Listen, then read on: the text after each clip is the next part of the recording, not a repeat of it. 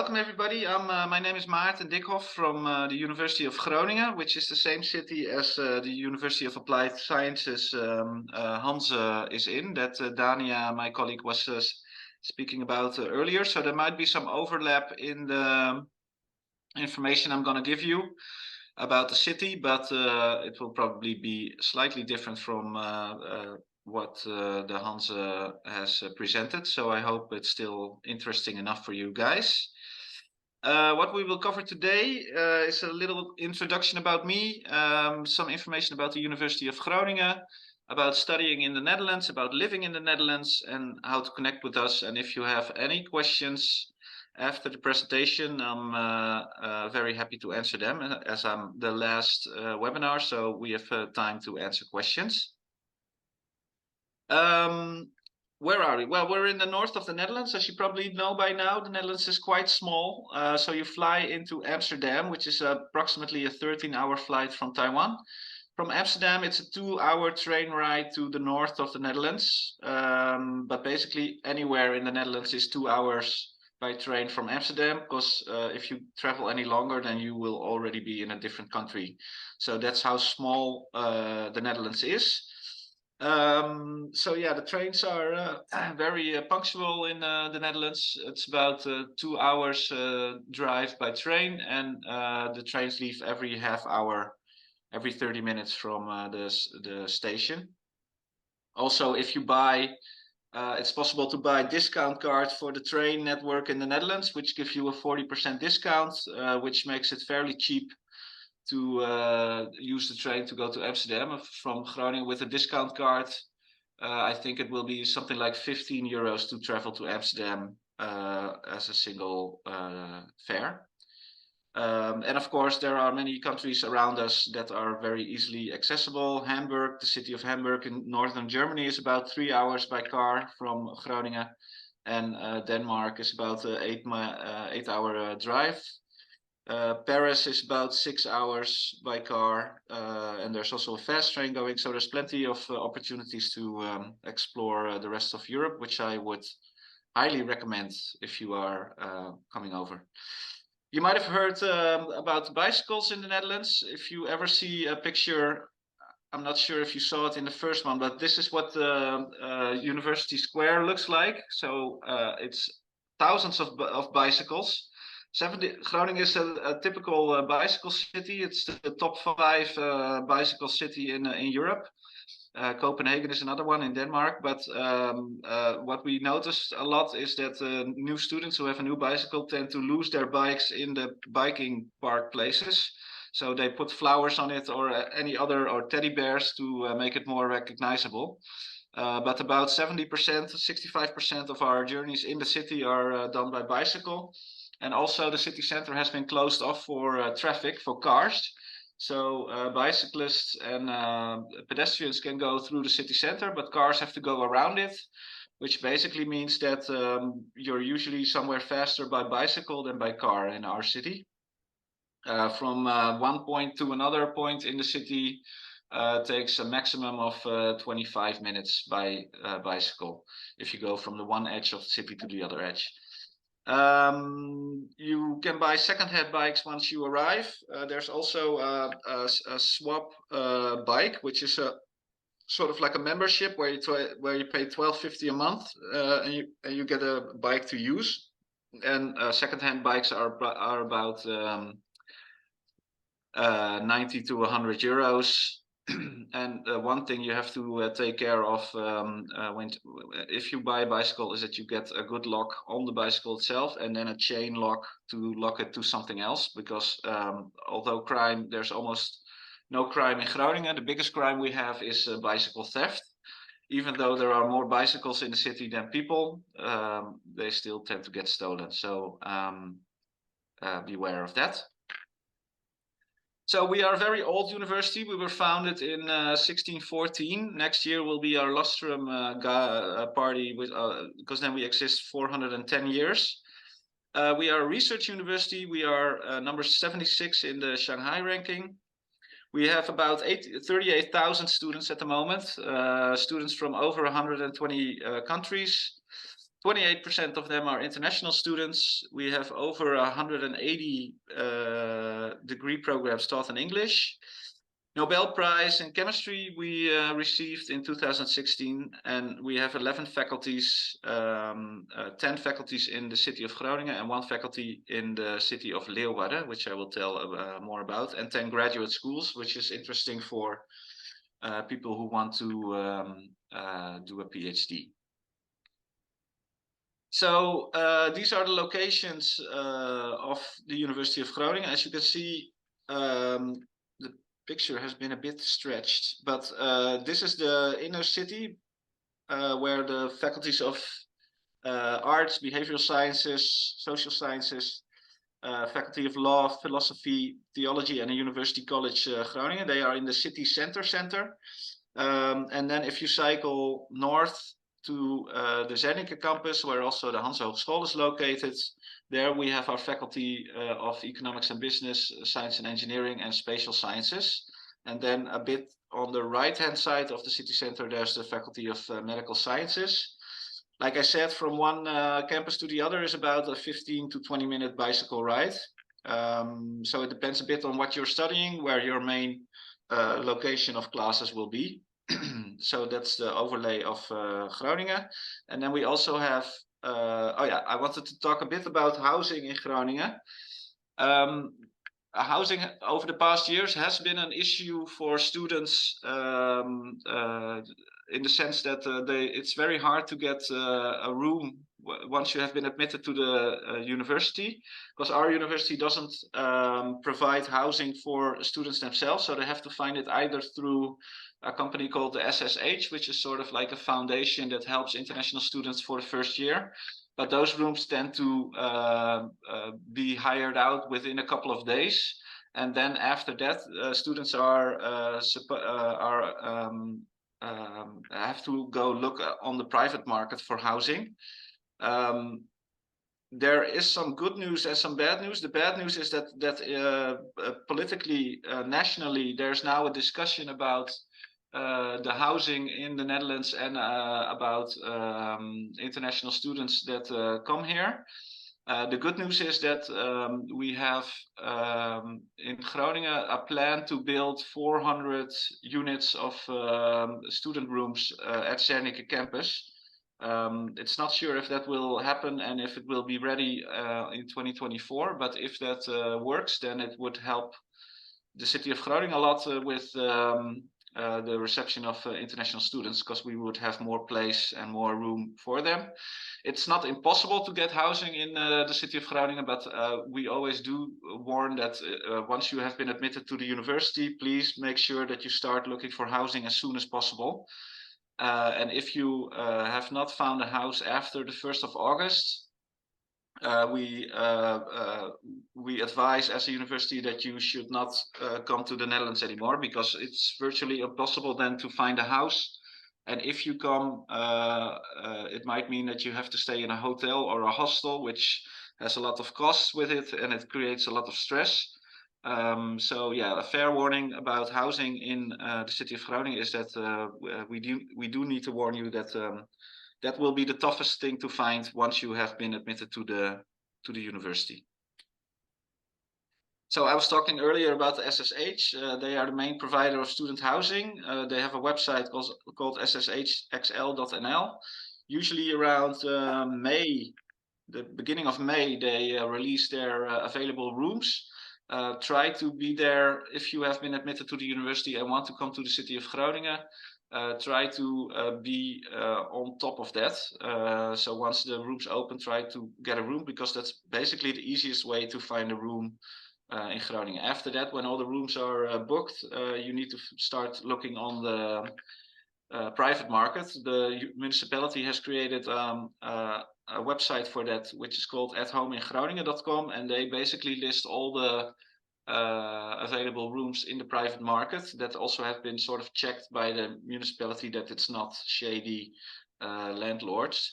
There's also sugarhomes.groningen.com, and there are some other providers, commercial providers that provide student housing. So I advise that you really read up on the availability of housing in the Netherlands. Prices range between 350 and 650 euros a month, approximately, depending on how big your room is, if you have your own bathroom or if it's shared, that kind of thing. And as always, please make sure that you are aware that there are scammers online. So be careful that you don't get scammed. So don't transfer money before you have seen the house or have gotten the key, those kind of basic rules. We also do have Campus Friesland, another faculty in the city of Leeuwarden. It's a 6-minute walk from the train station. The train from Groningen to Leeuwarden and vice versa is about 35 minutes by fast train. And they have a beautiful campus, also sort of on the edge of the city center. As you can see, it's also a very old city. You see the old city walls and the old city moat. Beautiful city as well to visit. So if you are staying in Leeuwarden, it's only a 6-minute walk from the station. And housing in Leeuwarden is a bit easier than in Groningen because the city is a bit smaller and it's not as big of a student city as Groningen is. However, it can also be difficult to find housing in Leeuwarden. So again, please make sure that once you have decided to come to Groningen and have been accepted by the university, make sure that you get on top of housing as soon as possible. How is it different to study elsewhere? It's intense. It's normal that students fail classes because we are a top university and we are a research university. So it shouldn't be underestimated, even though it might be easier to get into the University of Groningen than, for example, Harvard University. That doesn't mean that the intensity and the quality of education is much lower than a Harvard. So you're still expected to study hard and make sure that you focus on your studies. Also, for bachelor students, you must make sure that you have 75% of your credits in the first year, else you will be asked to leave the program. What is also different is that we don't have one block in the year where you have exams. So we have 4 blocks per year, 2 semesters and 2 blocks. So basically it means that you have 7 weeks of classes and then you have 9 weeks of or 2 weeks of where you have exams about the classes you studied. So the numbers of times that you have exams is more, but it also means that we can monitor better how everything is going, because if a student, for example, if we see that the student is failing in the first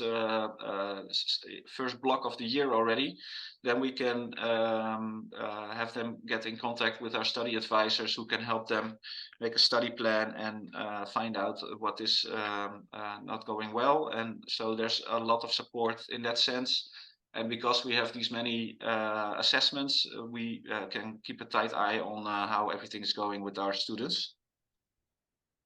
There's also lots of emphasis on participation in classes and group interaction. I'm sure that Dania from the Hanse has also emphasized this. The way we study in Holland is very non-hierarchical. So it's not that the professor is the boss and you need to do what they say, but they like interaction with their students and to be treated as equals. So it's very different from other countries, the way we educate. Here are some entry requirements for the bachelor students, international bachelor or 3 A levels, 3 B levels. And it depends a bit on the program. For example, if you want to study math, of course, you need to have a course in math. For the master programs, what is important to know is that if you want to, for example, study psychology master, you can't enter that with a master or with a bachelor of business. So you have to have then a bachelor of psychology as well. And same goes for business. If you want to do a master in business, you need to have a bachelor degree in business or finance or something similar. The English language requirement is IELTS or TOEFL. You can look on the website per program what the entry requirement is.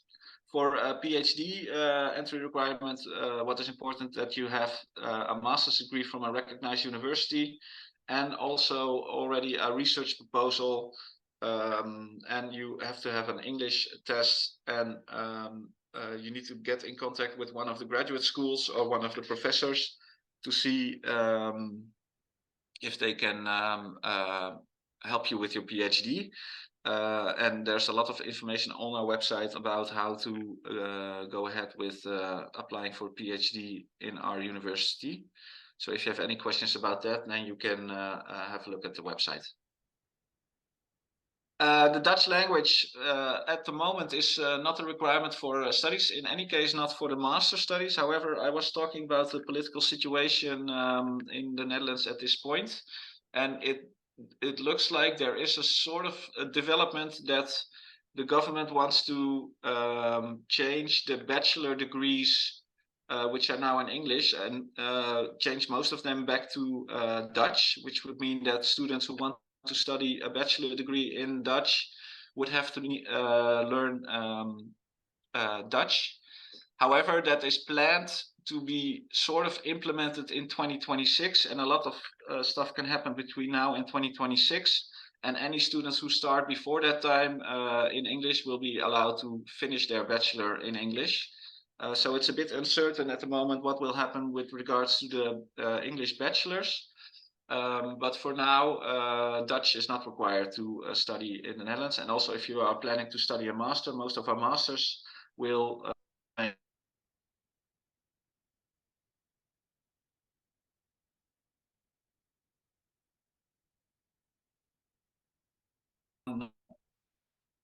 English-speaking country in the world, which means that basically anyone you see will be capable of speaking English.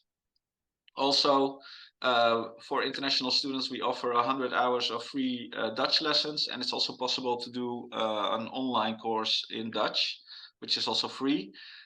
So there are some chances to, there are a lot of chances actually to learn Dutch. For application, I'm looking at the time. Am I good, Duo?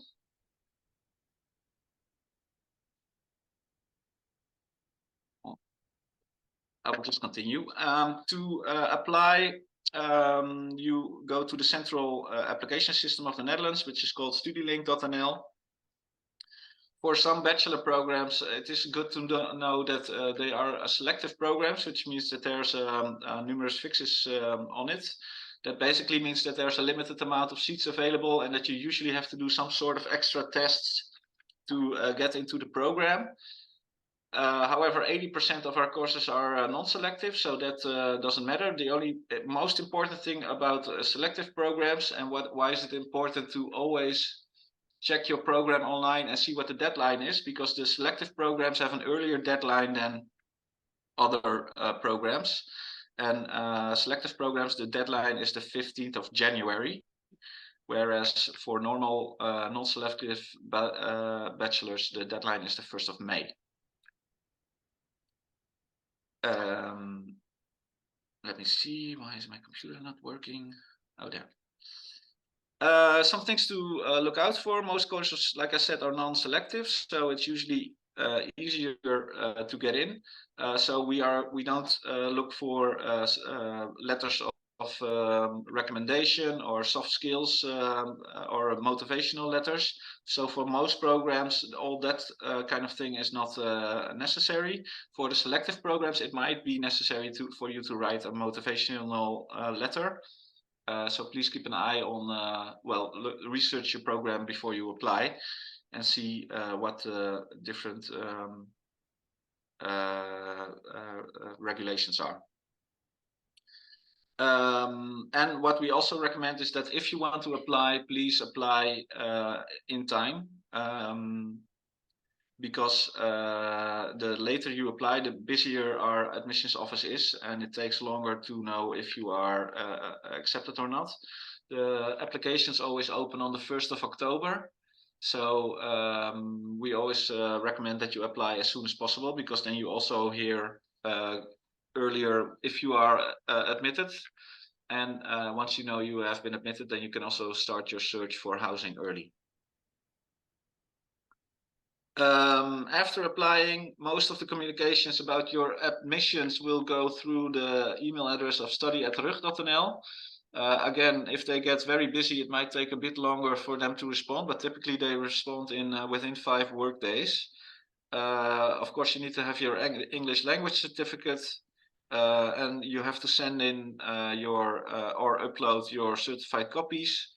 And we also have an ISD immigration service desk that helps you with your visa. Regarding PhDs, we are one of the top institutions in academic research in Europe, fostering collaboration between researchers in different fields. And we have 3 main societal themes, which is energy, healthy aging, and sustainable society. And within those 3 main societal themes, there are many research groups researching different kinds of subjects. Tuition fee is approximately 10,000 to 18,000 per year of study, depends on the program and which faculty you are at. Living costs are around 11,000 euros. There are very few significant scholarships within our university. However, there are some, so you can find them on grantfinder.nl. And some tips. Rent is the biggest expense, so make sure that you try to find housing as soon as possible, because then you also know how much you will spend per month on that.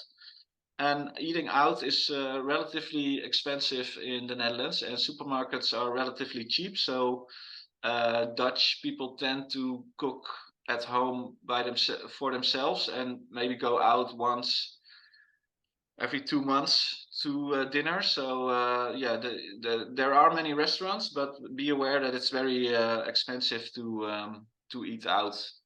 So we don't really have a street food culture in Groningen or the Netherlands, which I find a big shame, but it is what it is. Well, how is it different to study in Groningen than studying elsewhere? You must apply for accommodation, so you have to find your own housing, and many students face issues with not finding housing. So yeah, that's one of the things which I warned you about already, is something to keep in the back of your head when you apply to Groningen, that you're not surprised by the difficulty of finding housing. What's also different, like I said earlier, is that the lecturers tend to be more attentive than other countries, so they will try to help you and treat you as an equal, and also have conversations and even discussions with you. They stimulate discussion, so it's okay to talk back to a professor, as long as, of course, it's in a respectful manner and on subject.